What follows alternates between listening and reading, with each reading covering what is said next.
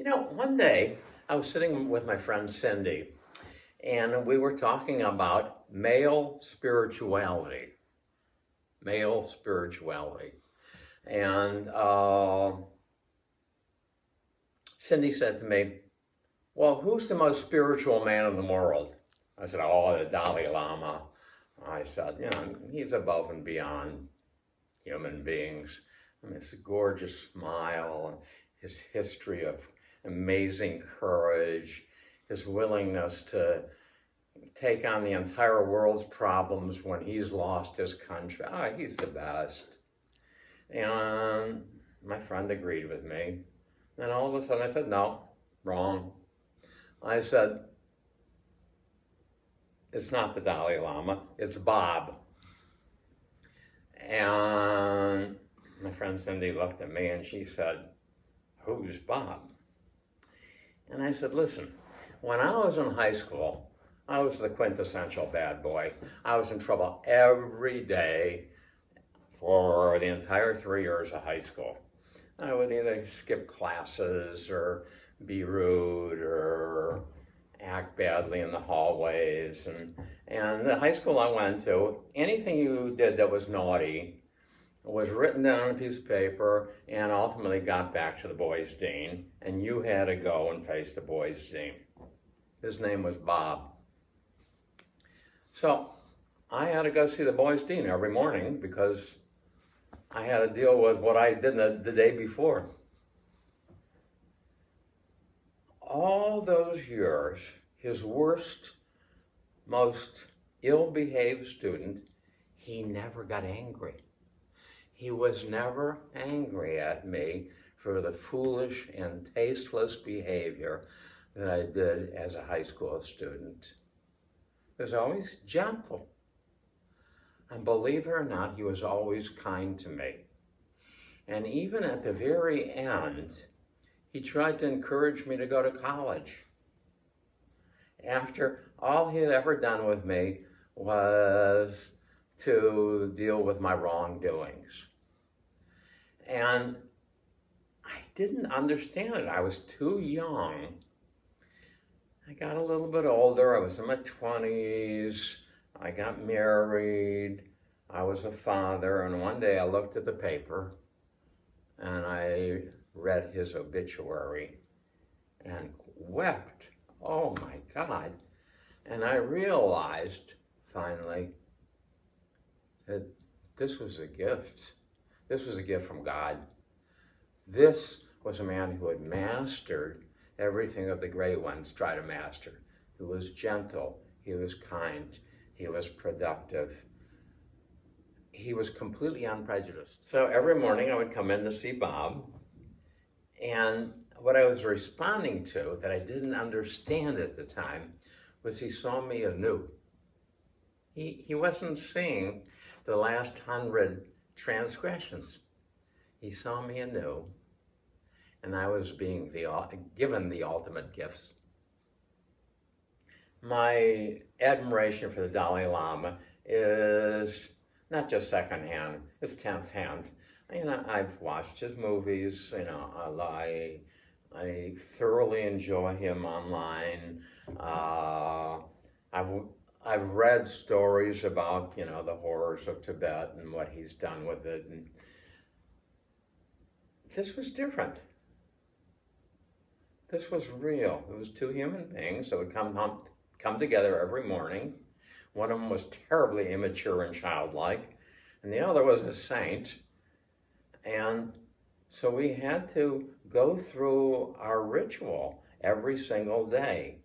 And he never became impatient, he was never unkind, and he never let me off the hook.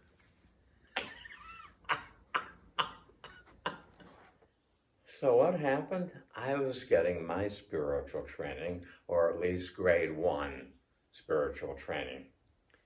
And so here was this man who never carried a grudge. I mean, it was a new meeting every day. That alone puts him in the same category. And So there was never anything left over from before.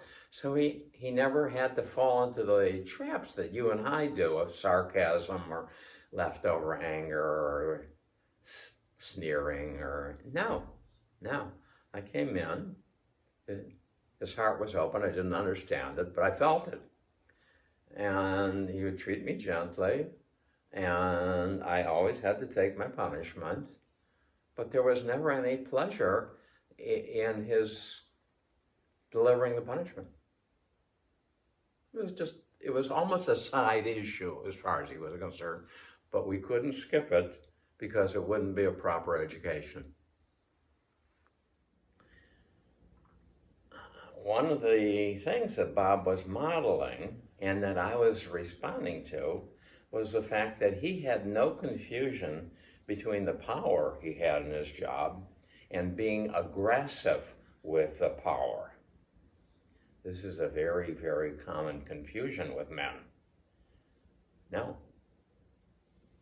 But when I was 25, I finally got substantial enough to realize I want to go to college because I want to do this and I want to do this and I want to learn about that. And it was profoundly important to me to do it right then.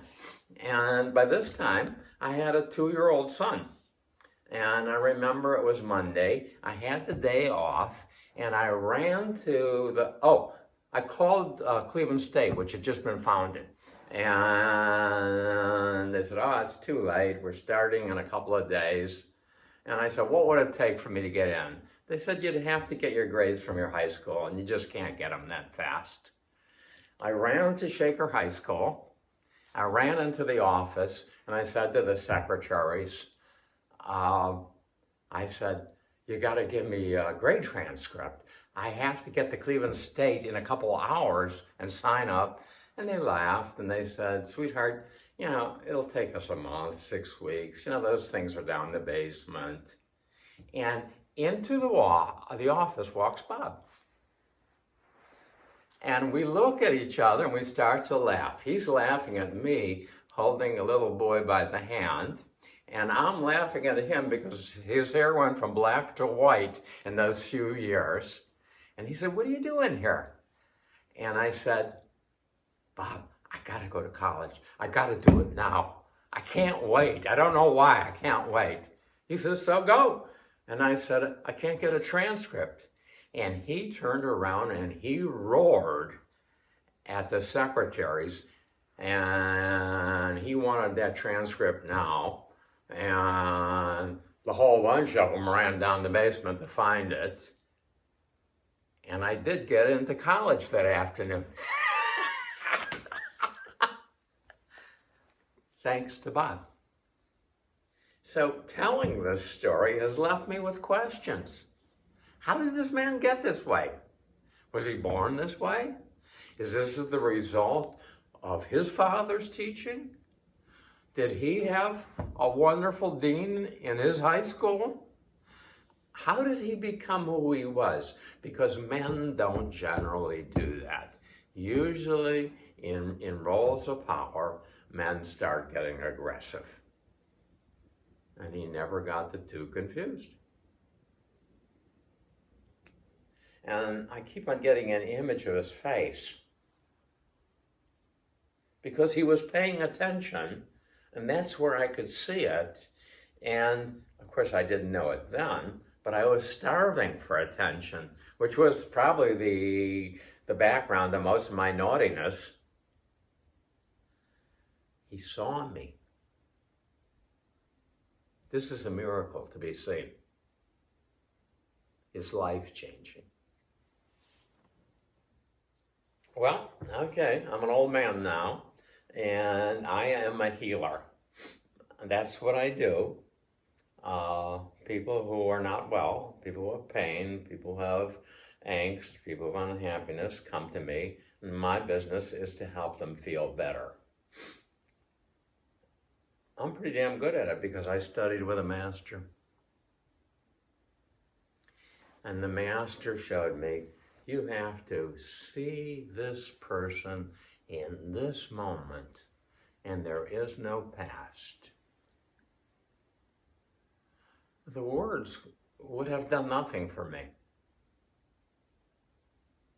But I had to be with him and to experience masterful behavior.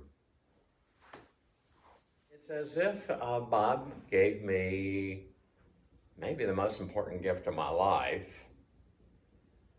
And here I am, 65 years later, still unwrapping his gift and finding more in the gift box. Wow. So I guess that after sharing this with you, it's time to say thank you to Bob. And you'll tell me, well, he's dead, you missed your chance, da, da, da. I don't think so. I just, what I'm feeling in my body after saying these things is, no. He knows somehow, some way. I know that my enormous gratitude is felt by him somehow.